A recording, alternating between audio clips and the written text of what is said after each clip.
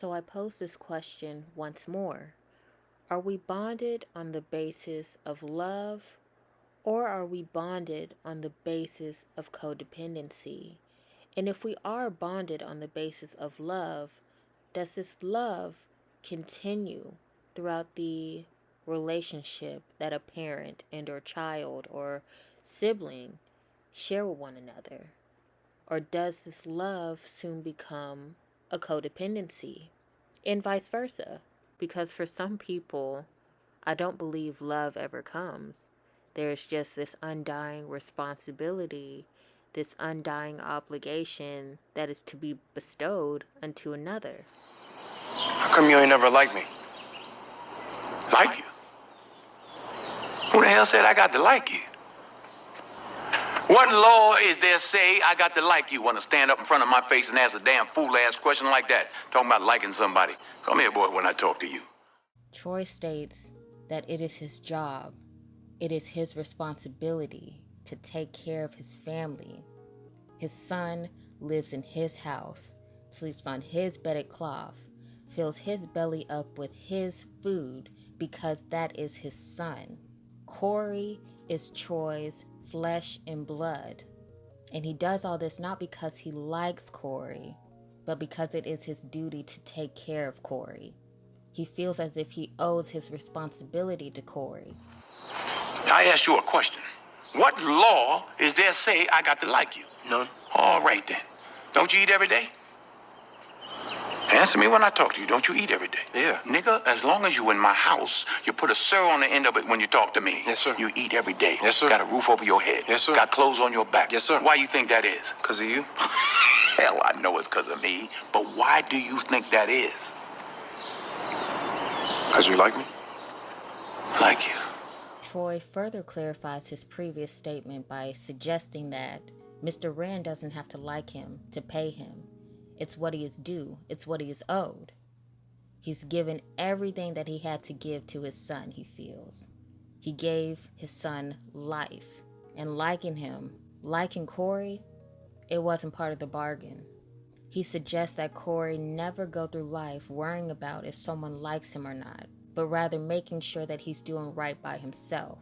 Troy detailing his acts of service does not immediately suggest that he is recalling a love that he has for his son. It does not immediately identify a concealed love that is being expressed through the pretenses of what is verbally announced. You know what I mean? Because Troy suggests that he's done everything that he's done out of pure responsibility, out of obligation, out of owing everything that he has given to his son because he has brought him into existence, that doesn't really suggest a notion or undertone of love for his son. It really just speaks to the codependency that is created within a parent-child relationship. Take, for example, a pet.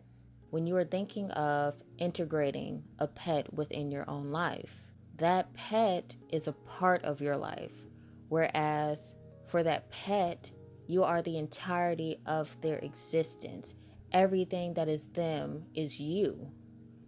So when putting this into terms of creating a child, conceiving a child, raising a child, until they are given the opportunity to establish themselves as an individual, they are dependent upon you.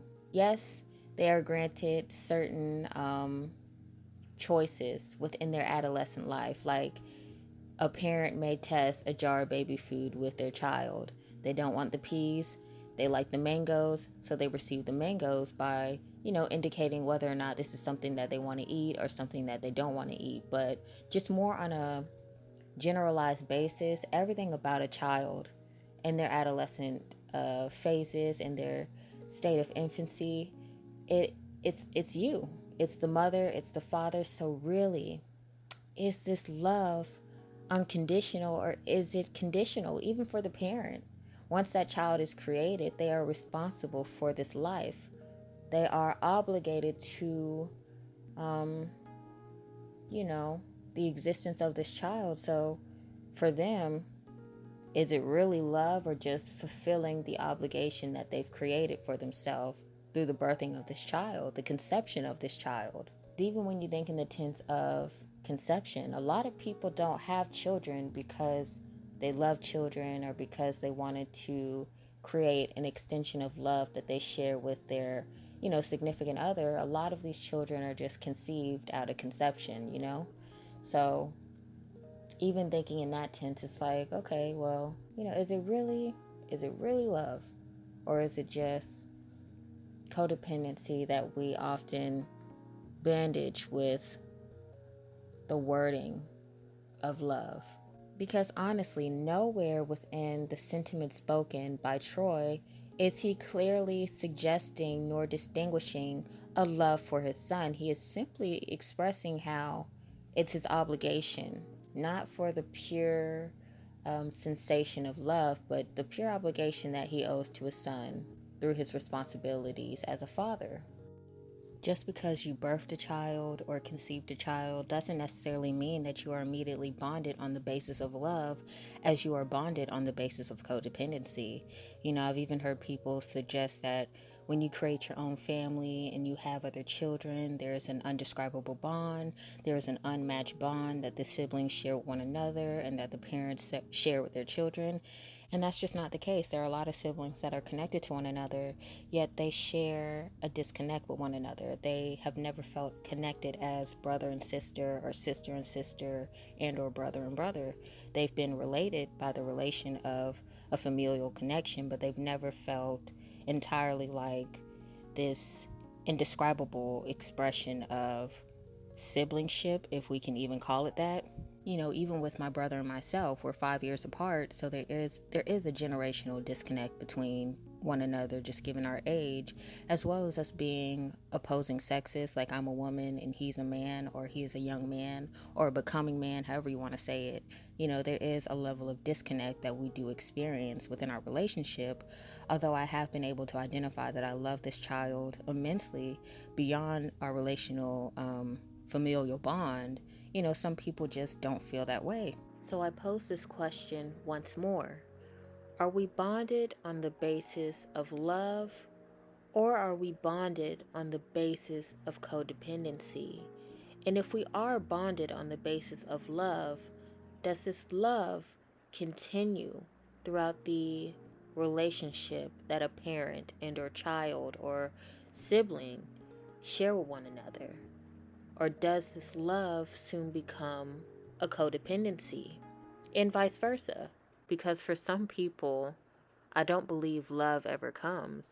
There's just this undying responsibility, this undying obligation that is to be bestowed unto another. Because, as mentioned vaguely, there are some children that will grow to hate their parents. There are some children that will never grow to love their parents any more than the initial stages of codependency that is developed during infancy and adolescence, where they perceive a love for their parental figures or guardians because they are so dependent and reliant on them for their well-being.